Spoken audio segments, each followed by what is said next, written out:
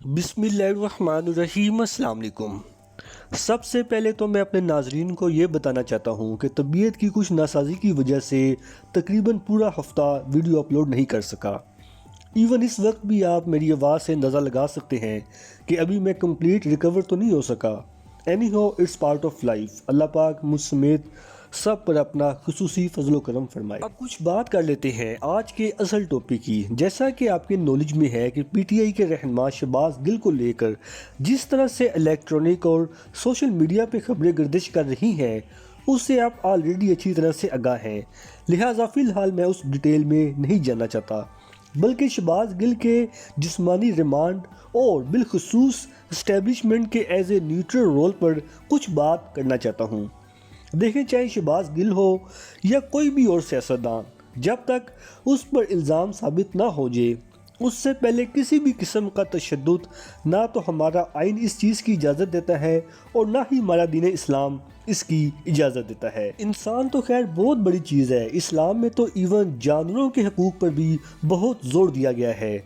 बाकी जहाँ तक शहबाज गिल की बात कर लीजिए, नो डाउट उनके बहुत से ऐसे बयानात हैं जिनको बंदा फैमिली के साथ तो दूर की बात है अकेले बैठ कर भी नहीं सुन सकता। इंतहाई गैर मुनासिब और गैर इखलाकी अल्फाज का इर्तिकाब उन्होंने किया था, जिसकी जितनी भी मजम्मत की जाए उतनी ही कम है। लेकिन उससे भी बढ़कर जो उन्होंने हमारी पाक फ़ौज के हवाले से स्टेटमेंट दी थी, जिसमें उन्होंने मुसल्लह अफवाज के जूनियर ऑफिसर्स को सीनियर ऑफिसर्स का हुक्म ना मानने का मशवरा दिया था, ये कितना बड़ा जुर्म है जिसकी मेरे नज़दीक भी कोई माफ़ी नहीं होनी चाहिए। क्योंकि इस वक्त पूरे मुल्क में सिर्फ एक अदारा यानी पाक फ़ौज ही बचा है जिसके किरदार पर कोई उंगली नहीं उठा सकता। आप उनकी पॉलिसी से इख्तलाफ कर सकते हैं, लेकिन उस अदारे की बेहतरी के लिए, ना कि हम अपने सियासी मकासद हासिल करने के लिए उस अदारे को टारगेट करते फिरें। यही तो हमारे दुश्मन मुल्क यानी भारत, इसराइल और अमेरिका वगैरह चाहते हैं कि पाकिस्तानी अवाम और फ़ौज के दरमियान खलीज पैदा किया जाए, जिससे फ़ायदा उठाकर वो हमारी फ़ौज में तकसीम पैदा करना चाहते हैं और हम मासूम अवाम आंखें बंद करके अपने दुश्मन मुल्क की इस साजिश का हिस्सा बन जाते हैं। It's very unfortunate.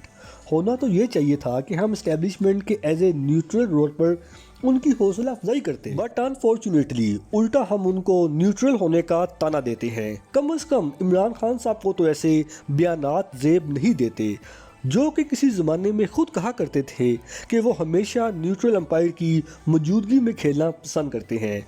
तो अब उनको क्या हुआ? ये वही न्यूट्रल हैं जिनकी मौजूदगी में आपने पंजाब के हालिया ज़िमनी इलेक्शन में वाज़िया अक्सरियत हासिल की थी।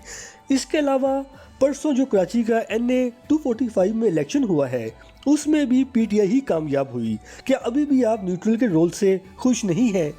और ये भी याद रखें, न्यूट्रल को एक्सटेंशन भी आपने खुद दी थी, ना कि PMLN और पीपल्स पार्टी ने। तो ये कैसे हो सकता है जो लोग कल तक आपकी आंखों का तारा हुआ करें वो एकदम आपके दुश्मन बन जाएं? It's unfair. जिस तरह से माजी में नून लीग ने डॉन लीक्स और पीपल्स पार्टी ने मेमो गेट स्कैंडल के जरिए हमारे अदारों पर कीचड़ उछालने की कोशिश की, वो भी गलत था। सिमिलरली जो अब इमरान खान साहब खुद और अपनी सोशल मीडिया टीम के जरिए मुसल्लह अफवाज के खिलाफ कैंपेन चला रहे हैं, ये उससे भी बड़ा जुर्म है। पहले तो कभी कभी इस्टेब्लिशमेंट का जिक्र हुआ करता था, अब तो हर दूसरा बंदा मुख्तलिफ चैनल्स पर बैठकर हमारे अदारों के खिलाफ बयानबाजी करता है।